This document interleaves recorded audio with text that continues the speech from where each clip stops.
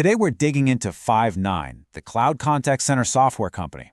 And honestly, their latest earnings report is a real head-scratcher. On the surface, the numbers look pretty good, but the market's reaction? Absolutely brutal. So what in the world is going on here? Let's figure it out. Okay, let's start with the headline number everyone looks at, earnings per share. Five9 came in and beat Wall Street's expectations by a solid 5 cents. So by that metric, it's a clear win. Check that box. But instead of a victory lap, the stock got hammered. It dropped almost 8% the next day. And get this, it was on trading volume that was 4 times the normal amount. So you've got a beat on earnings and a massive sell-off. Why the huge disconnect? That's the million-dollar question. All right, to get to the bottom of this, we need to look at the evidence. First, we'll break down the numbers from the report, and then we'll try to understand the market's really negative verdict. So if you just look at the scoreboard for the quarter, everything looks perfectly fine. Revenue came in a little bit ahead of what analysts were looking for, and like we just saw, their adjusted earnings per share was a clean beat. On paper, this report gets a passing grade, no problem. And this chart, wow, this really puts that drop into perspective. See, Five9 didn't just have a bad day. The whole market was basically flat, and other software stocks were only down about 1%. Five9, though, down nearly 8%. This wasn't just market jitters. This was investors specifically hitting the sell button on this one stock. Now here's where the story gets even more interesting. While the stock was tanking, management was on the earnings call talking about something that was hitting all-time highs, their profitability. Let's look at that. This is the story the bulls are clinging to right now. Their adjusted gross margins? Up. More importantly, their adjusted EBITDA margin, which is a really key way to measure profit, hit a company record of 25%. That's a huge jump from last year. And on top of that, they were generating record amounts of free cash. It just proves that all their efforts to cut costs and become more efficient are really working. And you better believe CEO Mike Burkland was shouting this from the rooftops on the call. He was basically saying, hey, look, this isn't an accident. This is our plan in action. We are getting leaner and meaner while still pouring money into the things that will grow the business, like AI.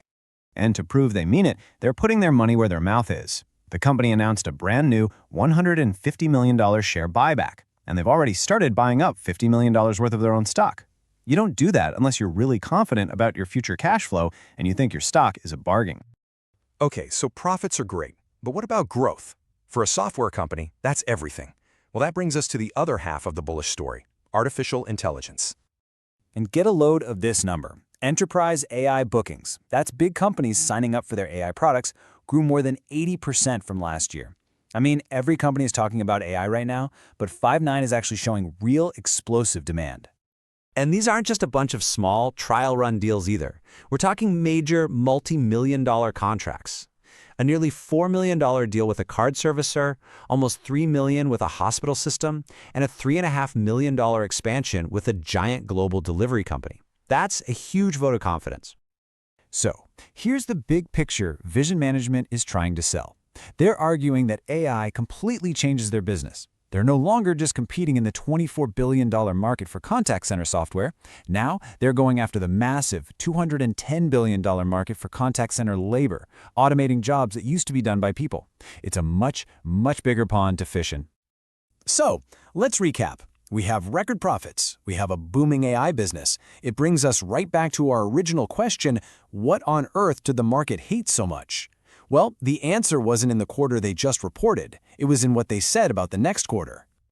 And here it is, this smoking gun. For the next quarter, Q4, the company's revenue forecast came in just a hair below what Wall Street wanted to see. We're talking about a tiny miss, just a couple $1 million. But for a high-growth stock that trades at a premium, any sign of a slowdown is a massive red flag. Now, of course, management had an explanation. They basically said, listen, we're signing these huge, complex AI deals, which is great, but they take a lot longer to actually install and get running. So that creates a lag. The money from all those great deals they signed won't really start showing up in the revenue numbers until the second half of 2026. At that point, they expect growth to kick back into high gear. So this slide really just says it all, doesn't it? It's a classic Wall Street tug-of-war. On one side, you've got incredible, tangible results right now, record profits, and real AI momentum.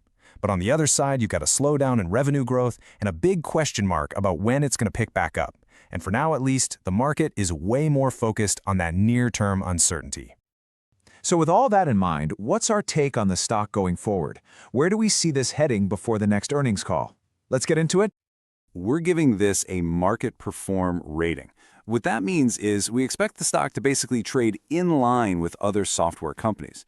You've got these two really powerful stories, the awesome margins and the exciting AI growth, but they're being completely offset by the slowing revenue and the fact that even after this big drop, the stock isn't exactly cheap. It really just boils down to this. The bull case is simple. AI is on fire, the company is more profitable than ever, and they're giving cash back to shareholders. The bear case is also simple. Growth is slowing down, competition is tough, and the stock is still trading at around 50 times its forward earnings. That's a rich price to pay for a company with slowing growth, plain and simple. Now, for our favorite part, an outrageous but plausible trade idea. Given how much the stock just moved, the options market has gotten really interesting, which opens up some creative possibilities. So one way to play this is by selling a cash-secured put option. It sounds complicated, but the idea is pretty simple. You pick a price below where the stock is trading today, a price you'd actually be happy to own it at, then you sell someone the right to sell you the stock at that price. Two things can happen. One, the stock stays about your price, the option expires, and you just keep the cash premium you collected up front, free money.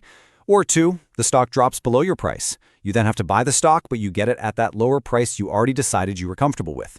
It's kind of like a win-win. Either you make some income or you buy a great company on sale. Okay, that's our deep dive on Five9. Just remember, this analysis is for informational purposes only. This is not financial advice.